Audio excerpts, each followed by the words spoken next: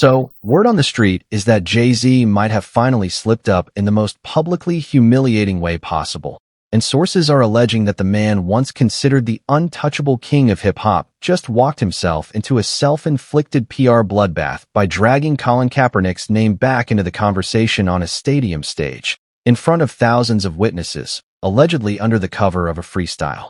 Allegedly, this wasn't a slip of the tongue at all, and word on the street is that this was a calculated shot fired by HOV because Kaepernick's silence has been rattling him more than any diss track ever could.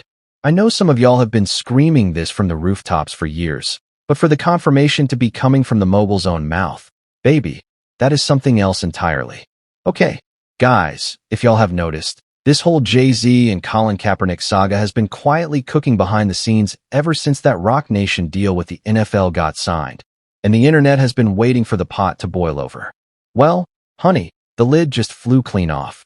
Now, because Colin Kaepernick has become internet shorthand for everything the NFL tried to bury, people are now saying that this Yankee Stadium performance wasn't just a rap moment, but a coded message from HOV designed to remind the former quarterback who signs the checks and who cashes them.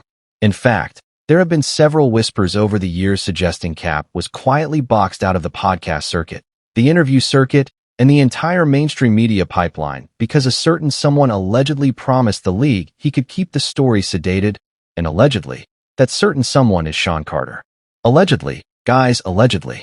But anyway, honey, as much as we haven't actually seen the paperwork, y'all must admit that it's hard to argue with the pattern when the activist quarterback has essentially been treated like a ghost for years while Jay-Z is booking halftime shows, cutting deals with Target, and moonwalking through boycott lists like nothing happened. Honestly, though, when your former ally goes from calling out the NFL to strategizing halftime performances for the NFL, the internet stops treating it as growth and starts treating it as a receipt. And by the way, this Yankee Stadium moment is exactly what pushed people over the edge, because HOV didn't just casually mention the man who took the knee, he weaponized the name for punchlines. See, the moment happened live on stage in front of a hometown crowd, and rather than let sleeping legends rest, the rapper reached into his verse and pulled Colin Kaepernick out like a prop, essentially claiming the former QB had signed a non-disparagement agreement in exchange for a check, that Cap was quiet because he was paid to be quiet, and that Jay-Z himself was the only one in the room who couldn't be controlled. Baby, the crowd cheered, but the internet imploded. And initially, it was very weird because the same mogul had spent years positioning himself as a defender of Kaepernick's protest, then flipped, then went silent, and now, suddenly, he's rapping about the QB at a stadium show with a big picked-out afro like it's 1972. The optics were so loud that Colin Kaepernick himself finally responded on Instagram, writing that he continues to work and stand with the people in the fight for liberation despite those who are trying to erase the movement. Now, so many things get written about the former QB in the press, but the one thing I've always wanted to know is this. What is the biggest misconception about who Colin Kaepernick actually is behind the curtain? Because if word on the street is anything to go by, the man everybody thinks got paid to disappear might have actually been paid to be erased, and there is a very real difference between those two things. Anywho, at the time when Cap first took the knee, it just didn't make sense how quickly the league moved from crushing him to co-signing Jay-Z. Like, the QB lost his career, lost his platform, lost the mainstream, and yet here is HOV, standing on a stage, allegedly using the activist's name as ammunition for a freestyle. Well, with everything that has since come out about the Roc Nation and NFL partnership, people figured out that maybe this whole arrangement was strictly transactional, and that the Brooklyn mogul was charging the league millions to help clean up the very mess the protest exposed in the first place. In fact, there were even allegations that the only reason the NFL warmed to him at all was because they needed a black cultural firewall to absorb the backlash, and, allegedly, he was more than willing to be that firewall. Think about it. In the collusion filings against the NFL, Kaepernick's team said the QB was systematically shut out by owners who coordinated his exit from the sport, that Cap was punished not for his talent, but for his conscience, and that the league treated his protest like a virus that had to be quarantined. Then the former quarterback reportedly reached a settlement with the league in 2019, and after that settlement, an eerie silence began. No podcast, no sit-down, No documentary. No book tour. No microphone. The man who was once the most electrifying activist athlete since Muhammad Ali went almost completely dark. And get this, right around the same window of the settlement, Jay-Z and the NFL suddenly announced their partnership, with Roc Nation stepping in to advise on the Super Bowl halftime show and the league's newly minted Inspire Change activism campaign. Based on the timeline, the optics practically write themselves. One man goes quiet. Another man gets the keys to the kingdom. Coincidence? Maybe. But now, imagine the shock on people's faces when they pulled up the archival footage of the same rapper publicly bashing the NFL for its handling of Cap. And then, less than a year later, that same rapper is on stage with the NFL commissioner defending his decision to partner with the very league that fed the QB's career into a shredder. I think we've passed kneeling. I think it's time to go into actionable items. And then we had someone like Reid, the man who literally knelt beside Colin Kaepernick on that field, specifically calling out the move as disingenuous, saying the mogul was capitalizing off the very platform Cap built with his own body and his own career. Like we even had someone like Jemele Hill publishing a piece in The Atlantic titled Jay-Z helps the NFL banish Colin Kaepernick. And she used the QB shutout as the main example of what happens when corporations weaponize activism for optics. According to Jemele, there's no way the rapper didn't know exactly what was going down in that quarterback's world. And she thinks he just turned a blind eye because he wanted to keep his elite status, protect his rap empire, and because he was probably profiting from the millions Roc Nation was allegedly charging the league for consulting fees. Jay-Z got a whole lot of nerve. He knew New York City was going to call him out for everything, coming out there with a big old afro speaking on Colin Kaepernick, still working with the NFL, got his records in Target. We gotta pray for him because we don't know exactly what he's going through. Baby, if word on the street is anything to go by, the Brooklyn mogul is also kind of confirming the pattern, and I'm just here wondering whether he is genuine or whether this is one giant act, considering his history of flipping positions the second there's a bag involved. See, after Cap was blackballed, HOV famously bragged on wax about making a career off, making the wrong choices, then telling y'all the right ones. And honestly, that line hits different now. In his stadium freestyle, the rapper reportedly went even harder, taking shots not just at the former QB, but at the fans boycotting Target, at the activists side-eyeing him, and at anyone questioning why he was on a payroll with the same league that discarded Cap. Well, in response to the shade, the activist quarterback was like, "I continue to work and stand with the people in our fight for liberation," and the tone could not have been more different. I continue to work and stand with the people in our fight for liberation despite those who are trying to erase the movement. Here's the thing. At the time when this Roc Nation deal first went down, the entire internet just rolled their eyes and assumed it was classic corporate co-optation, another black hero being repackaged for the machine. And I honestly get where they were coming from. Granted, it is completely understandable why a lot of people find it nearly impossible to take anything the mogul says seriously anymore. Because this is a man who practically built a whole brand on being the ultimate hustle king of hip-hop, the businessman first, the artist second, the activist maybe on Tuesdays if the calendar allows. This is someone who has been publicly tangled with every corner of the culture, from Dame Dash, Nas, Cameron, Beanie Siegel, Jay-Z, Foxy Brown, Kanye, and now Colin Kaepernick, and every single time the receipts come out, HOV somehow lands on top of the money and on the bottom of the moral score. Like, we've watched him talk his way through more corporate rebrands than an ad agency. But the Cap chapter is the one that refuses to shake off, because the former QB didn't just lose a job. He lost a career, lost a decade, lost the platform he built with his knee. And the man who benefited most from talking about that sacrifice is the same man now allegedly mocking it in a freestyle. Well, allegedly, if there's one person who is not buying this "we past kneeling" narrative, it's Kaepernick, because he saw the way Jay-Z pivoted from ally to executive in the span of a news cycle. And so, does the rapper actually have a point, or is the QB the one who's been holding the truth this whole time? Now, in case y'all haven't noticed, HOV has been trying to flip the narrative for years, essentially saying his partnership with the NFL is proof that the protest worked, that the conversation Cap started led to a partnership, and that the partnership is, in his own words, the next step. On the other hand, the former quarterback has been pointing at players still kneeling, at cases still unresolved, at families still burying loved ones, and asking a much sharper question. What next step? Who's next step? Next step to what? I think we have the greatest platform in the world, and we're using it in a very positive way. First, from the collusion case, which the NFL settled with Cap and Reid under a confidentiality clause, right around the time Roc Nation started sniffing around a partnership. According to reports, that settlement was reportedly worth less than $10 million split between two players, a laughably small figure for a league that pulls in nearly $20 billion in revenue a year.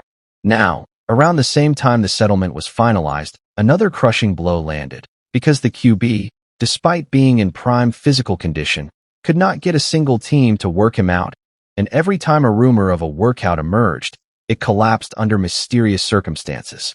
In fact, when the NFL finally organized a private workout for him in Atlanta in 2019, the entire thing devolved into chaos, was moved at the last minute, and no team signed him afterward.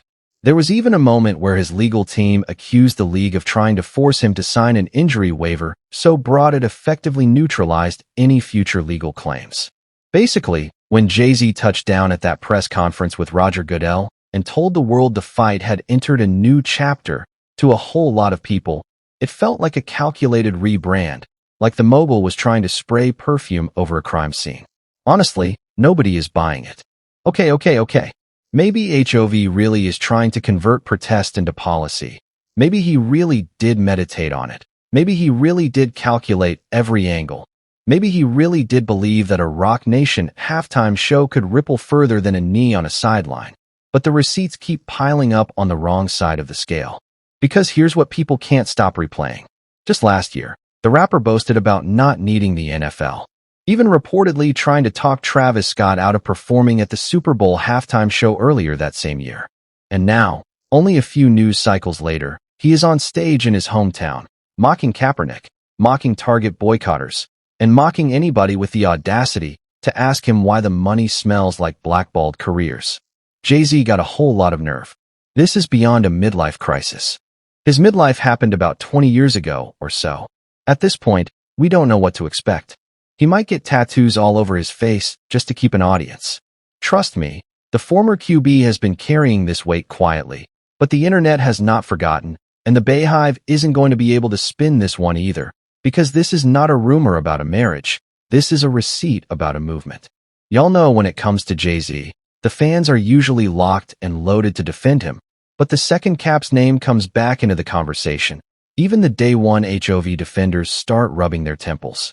Like, did the sellout accusation just get its final piece of evidence? Because we're talking about Sean Carter here, guys, a man who has spent 30 years perfecting the art of appearing untouchable, and even his own stadium show couldn't stop the tape from playing back on him. They didn't beat the narrators. He's embarrassing. They running up characters. Had to bring back Cap again. But he took a check. I ain't even mad at that. Along with that check, got to sign a non-disparage. I'm the one they can't control. Y'all better be glad. I mean, for starters, the QB's silence has never been the same silence as an absence. There's a difference between somebody who stops talking because they lost interest and somebody who stops talking because they were made to. And in Kaepernick's case, the whispers, the timelines, the settlement, the disappearance of every major interview slot he was scheduled to sit in, the sudden cancellation of his Netflix rollout momentum, the way he became untouchable on airwaves that once fought for him, all of it starts to look like a coordinated fade-out. And now, with the mogul essentially saying it out loud in verse form, saying the former quarterback took a check and signed away his voice, the theory is no longer a fringe theory. It's a headline.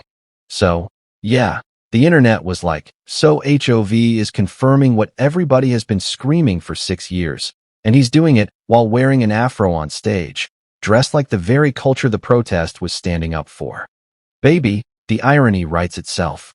Anywho, what's coming out now is that the NFL's Inspire Change campaign, the community arm Roc Nation was hired to consult on, has spent hundreds of millions of dollars on programs that, according to critics, have delivered vague outcomes at best and nothing measurable at worst, and the original cause, the specific issue of police brutality against Black Americans, has all but disappeared from the messaging.